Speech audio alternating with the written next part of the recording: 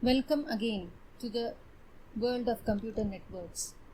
Having learnt about the different kind of hardware connections and devices that are connected in a network, let us see what an internet is and some ways by which we can establish these connections.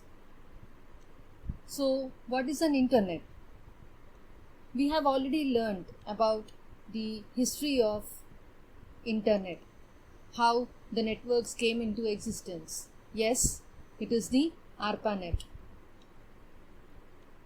So internet is a worldwide network of computer networks and it is not owned by anybody.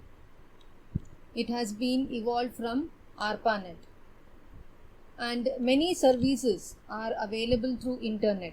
We all know the very commonly used internet services are web enabled audio video conferencing services, the emails, online movies, games, data transfer and file sharing.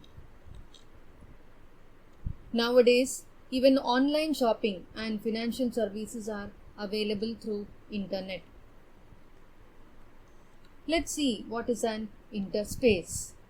Interspace is a client-server software program that allows multiple users to communicate online with real-time audio, video, and text chat in dynamic 3D environment. This is something which is very much popular nowadays. This is something more than the previously used internet. Now, how does data be transferred through one system to another in a network? For that, we need to know what is switching technique. When data is being transferred from one system to the other system, that is from a client to a server, a client and server, again reminding you, they may be computers or they may be storage spaces in the network. And so how the data is being transferred between these network devices is what is switching technique. Switching techniques are used for transmitting data across networks, and there are two types of switching techniques. One is the circuit switching, the other is the packet switching. Let us see each one in detail. Circuit switching. As you can see in this picture, the data is being transferred from one system and is reaching to this system, that is terminal 6. From terminal 1 to terminal 6, the data is being transferred, and in circuit switching what happens is the data is transferred one by one through whatever way is available and reaches the destination. So circuit switching, the first, a complete end-to-end transmission path is established between the source and the destination computer. Then the message is transmitted through the path. Just like we make a call to a particular number. Once the call is connected, we start speaking to them and data is getting transferred. Just like that, the connection is first established, then the data is transmitted. So the main advantage of this technique is guaranteed delivery of the message and is mostly used for voice communication. Let us move on to packet switching. Again, you can refer to the picture that is shown here.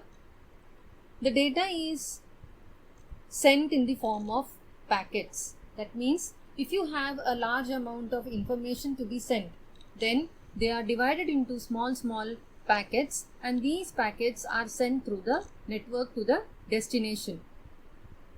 When this is being sent, it is not necessary it has to be in a particular order, right, or it has to perform a particular path for reaching the destination. The information can pass through any of the switches on the way and can reach the destination. And if in case any information in between is lost on the way, then the host or the client can be informed about the loss of data and it can be again sent to the destination. So that's how a packet switching works.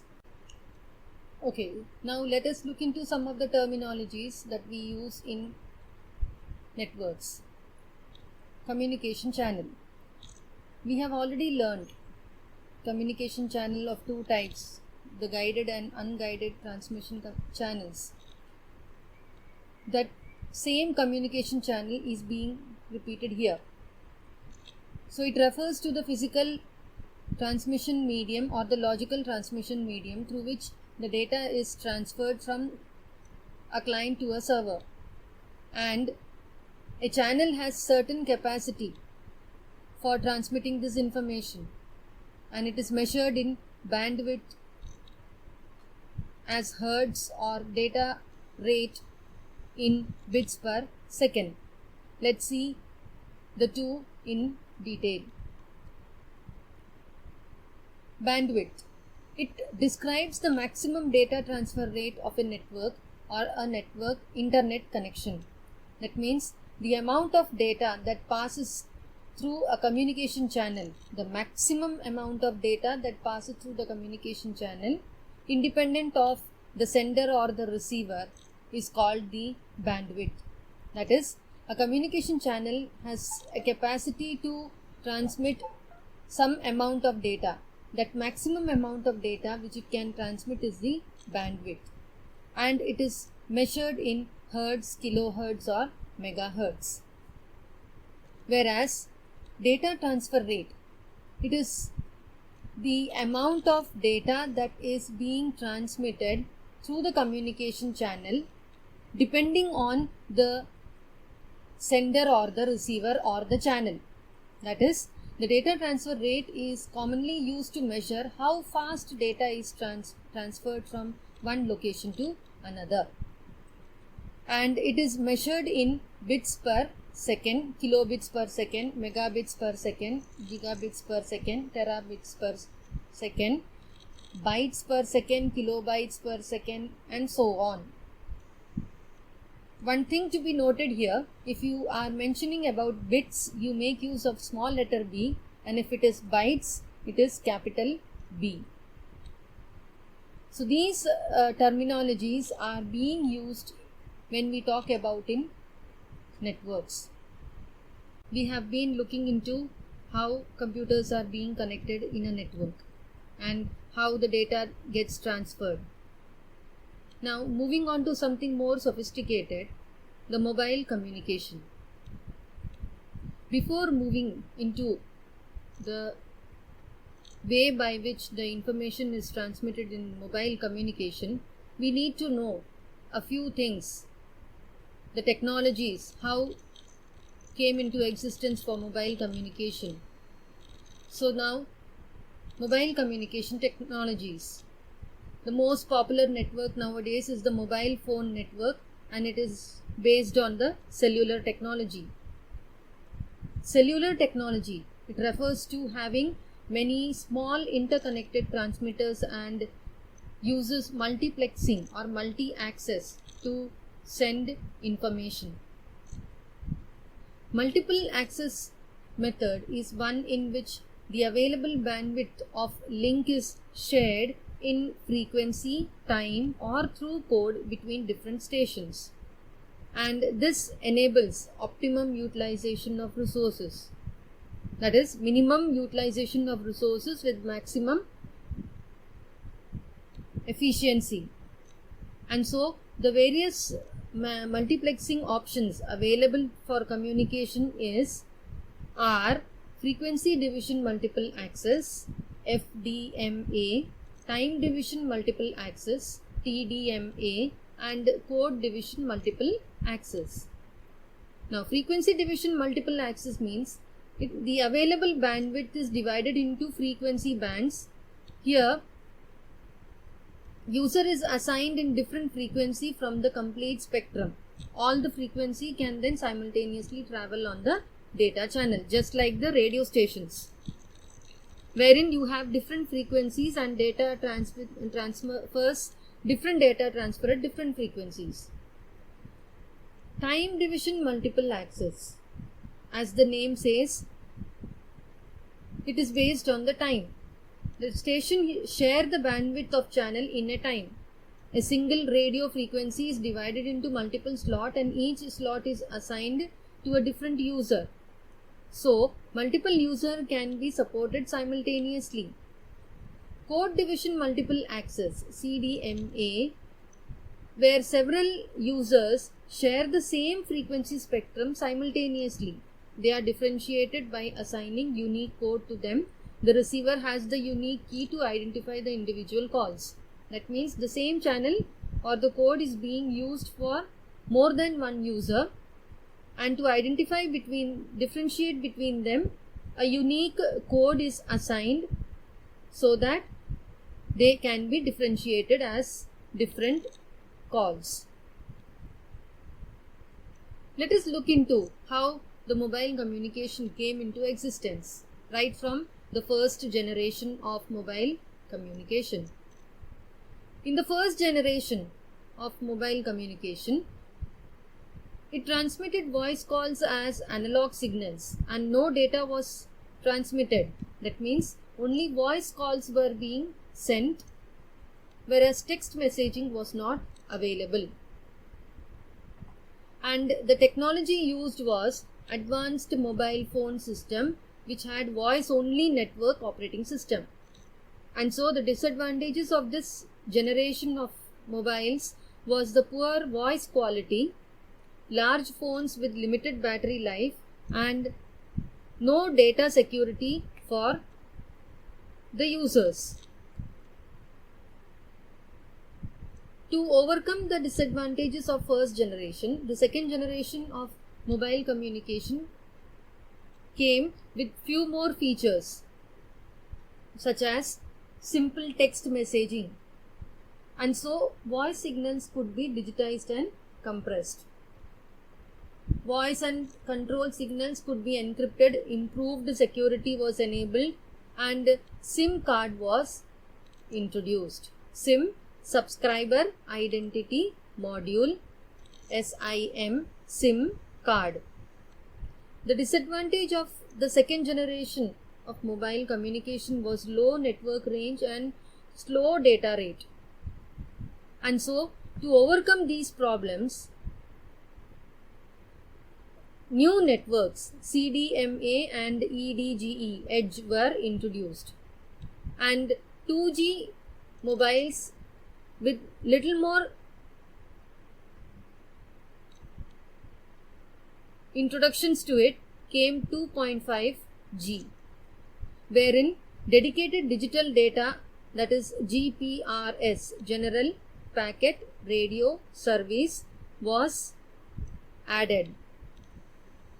It is a mobile data service that is essentially packet oriented, and an improvement on 2.5G was 2.75G, wherein the Edge, that is enhanced data rate for GSM evolution, ensured faster data. And GSM, it stands for Global System for Mobile Communication. From here onwards, the smartphone came into existence. A better solution to 2G was the 3G mobile communication, wherein it used UMTS, that is Universal Mobile Telecommunication System, and devices were called as smartphone with data speed of 144 kilobits per second to 2 megabits per second. It supported multimedia, and it was used to access internet in mobiles, and so TV was also available through mobiles.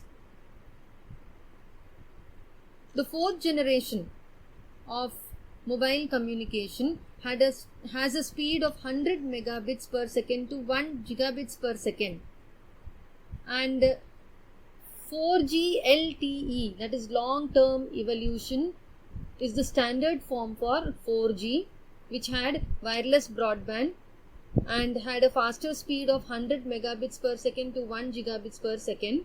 It transmitted voice calls as analog signal. It had a true packet switched, and voice was sent as VoIP or VoLTE. This is something which is very much common nowadays. And this technology of VoIP is used for video conferencing. And VoLTE or VoLTE is a voice technology that works over LTE, that is long term evolution data connection. It has extremely high voice quality, as if the voice is just next to you. So this 4G is the one that we are using in our mobile communication technology nowadays. We know that everything has got an improvement as the time goes, and so the 5th generation of mobile communication, which is yet to be implemented, and it promises a super fast data rate up to 20 gigabits per second along with energy saving. This wireless technology is yet to be implemented, but yes, it is being implemented in some places in the world, but not very common for us.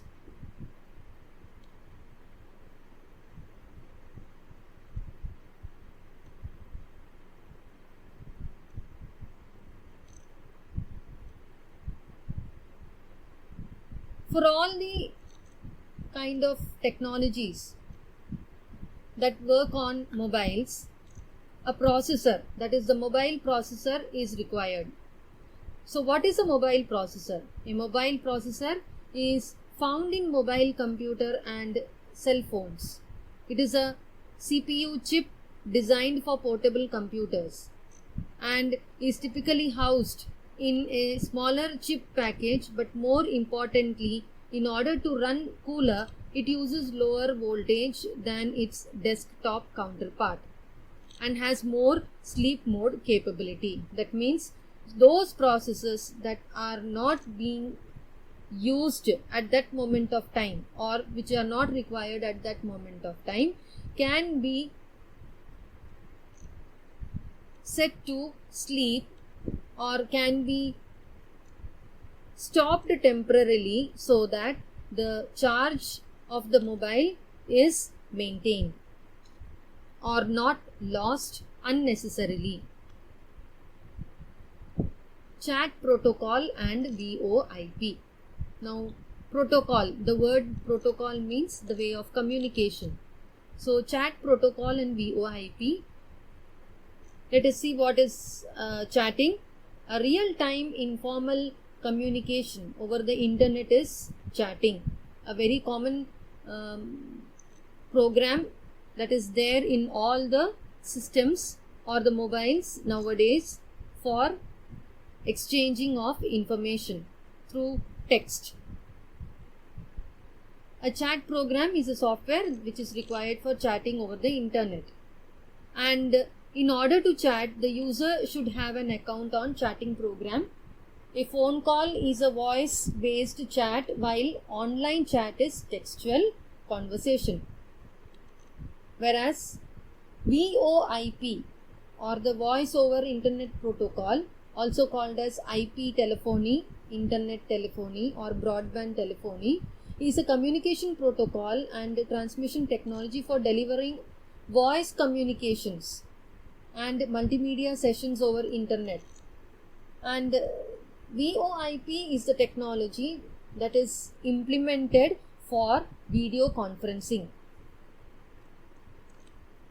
Wi-Fi or wireless fidelity is a wireless networking technology that allows devices such as computer, laptops and desktops, mobile devices and other equipment to interface with the internet, and it uses radio waves to provide the wireless high-speed internet. It is a wireless communication channel. WiMAX. WiMAX worldwide interoperability for microwave access. It is one of the most popular broadband wireless technology available at this time, and it makes use of Wi-Fi, and also is a technology that is very much advanced to Wi-Fi. And this technology is used to give services to residential and enterprise customers in an economical way. So in other words, WiMAX is a standardized wireless version of Ethernet intended primarily as an alternative to wire technology such as cable modem to provide broadband access to customer premises. That is, it does not make use of wired channel, whereas wireless channel are used for communication. Email or the electronic mail. This email is a method of exchanging the messages between people using electronic devices, and today's email system are based on store and forward model. That is, the messages can be stored and forwarded to the receiver. Neither the user nor their computer are required to be online simultaneously, and they need to connect typically to a mail server or a web mail interface to send or receive messages or download it. When we have an email account and when we send the messages, it is not necessary the receiver has to be online on the other end. And so how this works is, the email that we send is put up in the server, and when the receiver is online, he gets the message from the mail server. The basic function of email is composition, transfer, reporting, displaying and disposition of the email. SMTP, Simple Mail Transfer Protocol. As we can see from the picture, the SMTP is a protocol that should be available with the client and the server. And so SMTP is a set of communication guideline that allows the software to transmit an electronic mail over internet. This program is used for sending messages to the other computer based on email address, and it does not create the message, rather it is only forwarding the message from the client to the server or vice versa. It uses a TCP protocol to send messages to the other host. And this SMTP protocol, it is required in both the ends, that is with the client as well as on the server side, so that the information can be transmitted and received. Now, when we say about SMTP server, another server that processes the incoming messages are usually POP or IMAP, which are placed within between the sender and the receiver for storing as well as forwarding the mail. Now, let us see what is IMAP or POP is. The two protocols, that is IMAP and POP, which work in association as message access agent, and POP stands for Post Office Protocol version 3. It is a simple and limited in functionality. The client POP3 software is installed on the recipient's computer, and server POP3 software is installed on the mail server. The client when the user gets the message, he needs to download the email from the mail inbox or the mail server. And so as you can see from the picture, that is, the SMTP is one that connects you and the user, and in between the SMTP is the POP or IMAP. About IMAP, if we say, it is Internet Message Access Control. It stores the email messages. Internet Message Access Protocol, it is Internet Message Access Protocol, and is a standard email protocol that stores email messages on the mail server. Whereas in POP3 it is not necessary, it has to store the messages. Once it is opened, it is deleted from the server. Now here in IMAP, it allows the end user to view and manipulate the message as though they were stored locally on the end user's computing device. So let us see what is the difference between IMAP and POP3. As you can see from the picture, in IMAP, the data is sent from the client to the server and it is stored in the mail server. As and when we require, you can get a copy of that to our computer. Whereas in POP, clients independently download the email. Once downloaded, it is deleted from the server. There are some more protocols which we need to know in communication technology. We shall see them in our future sessions.